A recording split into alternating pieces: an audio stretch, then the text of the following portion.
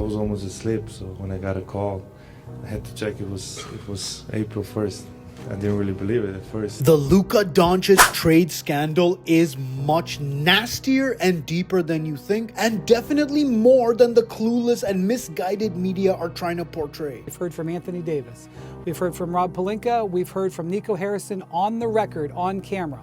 This is a rare moment where I actually believe that everybody is telling the exact truth. I know that there is QAnon, Illuminati, 4D chess theories. I reject all of them.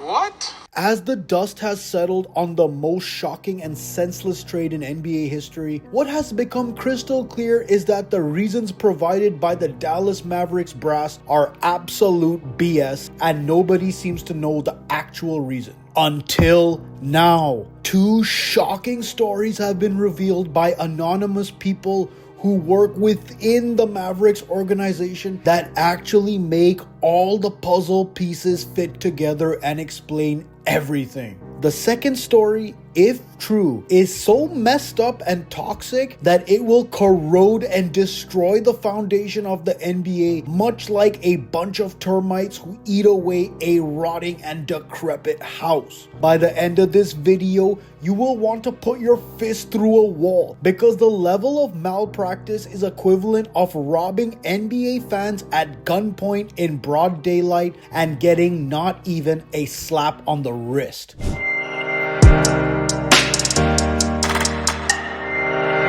At the now infamous press conference with Nico Harrison and Jason Kidd directly following the Luka trade, aside from all the win now culture talk, which we can instantly dismiss as BS, he said something very interesting. And the future to me is 3-4 years from now. The future 10 years from now, I don't know. I don't think they probably bury me and Jay by then. Or we bury ourselves. Yes.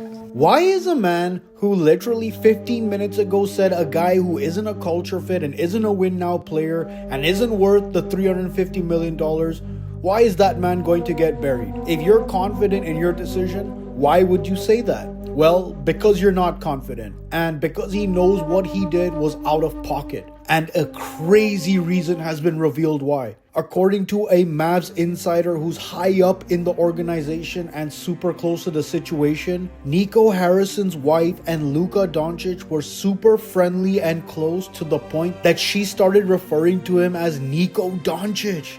Oh my god. I mean, that's uncomfortable in any situation, but imagine in this scenario. Here's the thing. A lot of this kinds of stuff will be denied, but there's a funny thing about the truth. Even when it's not confirmed, it has a way of showing itself and making its presence known. Wouldn't this be a huge reason for a clearly egotistical guy who's power hungry to cast off a guy he already probably doesn't like or respect? Wouldn't it explain his ridiculous comment of getting ahead of a tumultuous summer where he intimates that Luka could have left? Here was Luka's response upon hearing that. Did you or anyone on your inner circle indicate that might be the case?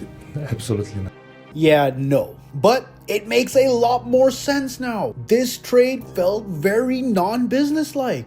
And a petty reason like this makes a lot of sense. At the risk of sounding cheesy, there's more. While everyone wants Nico Harrison's head, understandably so, while he's the top dog within the Mavericks organization, he is still an employee. He just works there. He is the face and fall guy because that's what his job dictates. That's why he makes millions of dollars per year. Every single decision, especially one of this magnitude, would have had to go through new majority owner Miriam Adelson. And it is here where we reveal the second story that, if true, will absolutely and utterly destroy the NBA. Take it away, Miss Nicole Townsend. Miriam Adelson, the fifth richest woman in America, bought the Dallas Mavericks from Mark Cuban 2 years ago, or like 73% of it. And Miriam's wealth comes from her casino ownership, like the Las Vegas Sands. So she bought this franchise with the intention of building a new arena with a casino attached to it in Dallas.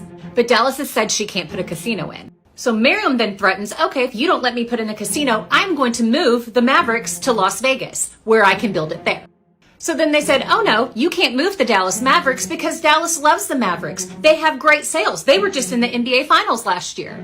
So Miriam said, okay, if you don't let me move the Dallas Mavericks to Las Vegas and you won't let me build a casino, I'm going to trade your poster child. And that's exactly what she did. I'm honestly shell-shocked and so upset by this news. And here's why, if true, it's equivalent to us NBA fans, especially Mavericks fans, being robbed at gunpoint in broad daylight and the police watching on and doing nothing and some even clapping. Now, I want to slow down and say there's no way that this can be confirmed, and these are all alleged facts because, let's be honest, if they were confirmed, that person or people would be disappeared. But it all makes sense, and now the puzzle is complete. Nico Harrison, who has already shown to be an incompetent yes man in his time with Nike and Steph Curry, was acting on orders from up top and probably also put his 2 cents in. One thing is crystal freaking clear. Nico Harrison was absolutely acting on ownership's command.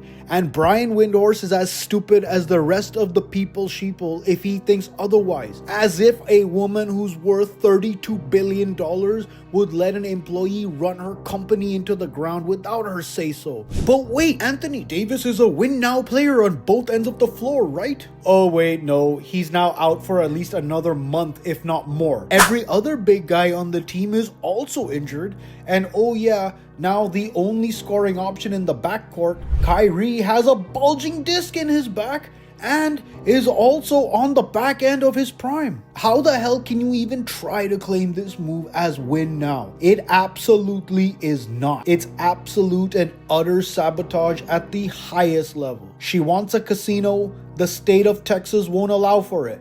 She's worth $32 billion. The team is worth $3.5 billion. You think moving a team to Vegas is any hassle or concern for her? Especially if she's just gonna make that all back when she rakes in 3 times the profits from having a casino attached to the stadium? Man, it's just the biggest players in the world treating the NBA like a side gig passion project. And yet again, guess who loses most? NBA fans everywhere who spend their hard-earned money wanting to watch their favorite players do incredible things. Dallas had that in Luka Doncic. It was foolproof. Now, Dallas will go from being in the finals to probably just about making the play-in. If that doesn't tank a franchise's value in record time, I don't know what will. A truly devastating blow to the NBA and its fans. Let's pray the situation doesn't get worse, but truthfully, it probably will, because the stakes are too high and the money is too big to care about us peons.